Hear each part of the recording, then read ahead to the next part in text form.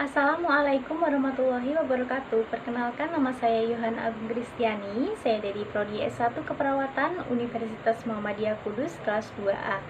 Di sini saya akan menjelaskan tentang anatomi dan fisiologi sistem perkemihan. Nah, sistem perkemihan atau sistem urinaria adalah sistem organ yang memproduksi, menyimpan, dan mengalirkan urin. Pada manusia, sistem ini terdiri dari 2 ginjal, 2 ureter, dan kandung kemih serta uretra.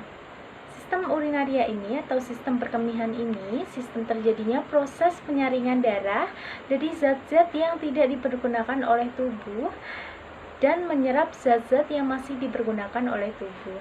Jadi, zat-zat yang tidak dipergunakan lagi oleh tubuh dikeluarkan berupa urin.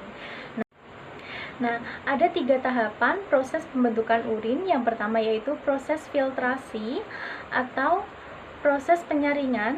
Nah, pada proses ini menghasilkan urin primer. Yang kedua yaitu proses reabsorpsi atau penyerapan ulang. Nah, proses ini menghasilkan urin sekunder. Dan yang ketiga atau yang terakhir yaitu proses augmentasi atau sekresi. Nah, pada proses ini menghasilkan urin sesungguhnya. Ada 4 susunan dari sistem perkemihan. Yang pertama yaitu ginjal, yang kedua ureter, yang ketiga kandung kemih, dan yang keempat adalah uretra. Nah, ginjal sendiri yaitu menghasilkan urin berbentuk seperti kacang merah tersusun dari jutaan nefron. Yang kedua yaitu ureter, membawa urin dari ginjal ke kandung kemih. Nah, panjang dari ureter ini yaitu kurang lebih dari 25 mm dengan diameter 5 mm. Yang ketiga yaitu kandung kemih, tempat menyimpan urin sementara sebelum dikeluarkan dari tubuh. Dan yang terakhir atau yang keempat yaitu uretra.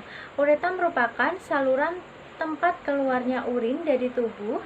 Nah, dengan demikian urin yang tersimpan pada kandung kemih dapat dikeluarkan dari tubuh. Sekarang saya akan menjelaskan mengenai struktur ginjal. Struktur ginjal. Ginjal ada beberapa bagian, yaitu bagian paling luar ginjal disebut dengan korteks, bagian lebih dalam lagi disebut medula. Nah, bagian paling dalam disebut dengan pelvis renalis. Nah, ginjal sendiri itu dibungkus oleh lapisan jaringan ikat longgar yang disebut dengan kapsula.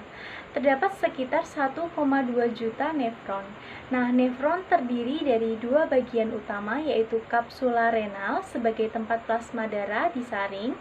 Nah, yang kedua yaitu tubulus renalis sebagai tempat terbentuknya urin. Yang kedua yaitu ureter. Terdiri dari 2 pipa yang masing-masing bersambung dari ginjal ke kandung kemih. Lapisan dinding ureter terdiri dari lapisan luar atau disebut dengan jaringan ikat atau fibrosa. Nah, yang lapisan tengah atau otot polos. Lapisan dinding ureter ini terjadi gerakan peristaltik tiap 5 menit sekali yang mendorong urin melalui ureter. Fungsi dari ureter sendiri yaitu menyalurkan urin dari ginjal ke kandung kemih. Nah, ureter memasuki dinding kandung kemih secara serong sehingga ketika kandung kemih terisi, urin tidak kembali. Nah, yang ketiga yaitu kandung kemih.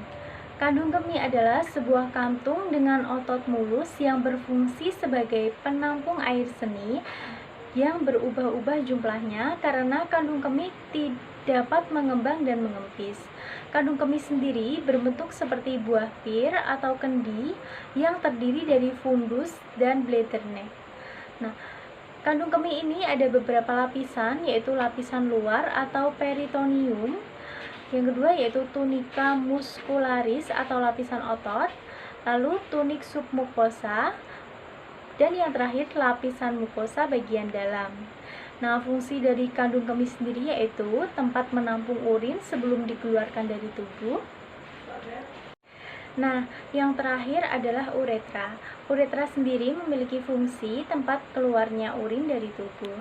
Nah, uretra sendiri dibagi menjadi 2, yaitu uretra laki-laki dan uretra wanita. Uretra wanita memiliki panjang 2,5 cm sampai 4 cm yang terletak di antara klitoris, dan pembukaan vagina. Pria memiliki uretra yang lebih panjang dari wanita dan artinya wanita lebih beresiko terkena infeksi kandung kemih atau sistisis dan infeksi saluran kemih. Nah, yang kedua yaitu uretra laki-laki. Panjang uretra laki-laki 20 cm dan berakhir pada akhir penis. Uretra laki-laki ini dibagi menjadi 4 bagian yang dinamakan sesuai dengan letaknya. Yang pertama, pars praprostatica yang terletak sebelum kelenjar prostat. Yang kedua yaitu pars prostatica yang terletak di prostat. Terdapat pembukaan kecil di mana terletak muara vas deferens. Nah, yang ketiga yaitu pars membranosa sekitar 1,5 cm di lateral terdapat kelenjar bulbouretralis. Nah, yang keempat atau yang terakhir yaitu pars spongiasa atau cavernosa sekitar 15 cm dan melintas di corpus spongiosum penis. Sekian video penjelasan tentang anatomi dan fisiologi sistem perkemihan dari saya. Apabila ada kata atau perbuatan saya yang kurang berkenan, saya mohon maaf sebesar-besarnya. Wassalamualaikum warahmatullahi wabarakatuh.